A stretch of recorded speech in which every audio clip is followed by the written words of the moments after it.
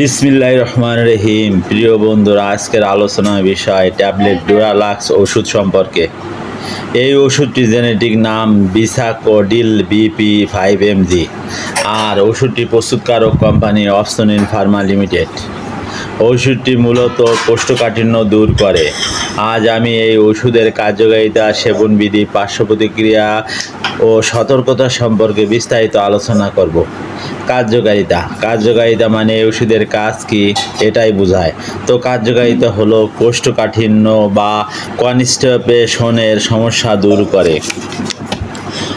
যাদের কোষ্ঠকাঠিন্য আছে, দীর্ঘদিনের সমস্যা, পুরাতন সমস্যা বা নতুন সমস্যা, তাদের জন্য এই ওষুধ খুবই ভালো কার্যকর। অনেকে 3-4 দিন বা পায়খানা হয় না, খুবই কষা, তাদের জন্য খুবই ভালো কাজ করে। অনেকের পাইলসের সমস্যা আছে, কষার কারণে পায়খানার দ্বারে ব্যথা, রক্ত পড়ে, তারা এই ওষুধ খেলে এই সমস্যা থেকে আরাম পাবেন। সাধারণত এগুলি কার্যকারিতা। প্রিয় বন্ধুরা, ভিডিও সম্পূর্ণ দেখুন। ভালো লাগলে লাইক, সাবস্ক্রাইব ও ফলো করতে ভুলবেন না। ওষুধ সম্পর্কে কোনো কিছু জানতে কমেন্ট করুন। সেবনবিধি মানে কিভাবে খেতে হবে, তো এটাই বোঝায়। তো সেবনবিধি হলো প্রাপ্তবয়স্ক প্রতিদিন রাতে 1টি অথবা 2টি ট্যাবলেট কুসুম কুসুম গরম পানি দিয়ে খেতে হবে। প্রয়োজন হলে একসাথে সর্বোচ্চ 4টি ট্যাবলেট সেবন করা যেতে পারে, অথবা একজন চিকিৎসকের পরামর্শ অনুযায়ী সেবন করতে হবে। পার্শ্ব প্রতিক্রিয়া মানে এই ওষুধ খেলে কী কী সমস্যা হতে পারে।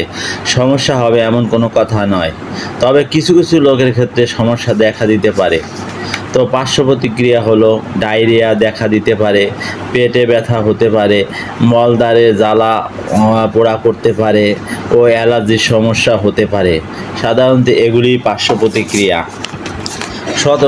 সতর্কতা মানে কারা ওষুধ খেতে পারবে না, খেতে চাইলে সতর্কতা অবলম্বন করতে হবে, এটাই বোঝায়। তো সতর্কতা হলো গর্ভবতী ও স্তন্যদানকারী মায়েরা একজন চিকিৎসকের পরামর্শ অনুযায়ী সেবন করতে হবে। যাদের বমির সমস্যা আছে, তারা অবশ্যই সতর্কতা অবলম্বন করবেন। এই ওষুধের উপাদানের প্রতি অতি সংবেদনশীল রয়েছে, তাদের এই ওষুধ সেবন করতে পারবেন না। ওষুধটি দীর্ঘমেয়াদী সেবন করা যাবে না। ওষুধটি করার পূর্বে অবশ্যই ডেট দেখে ক্রয় করবেন।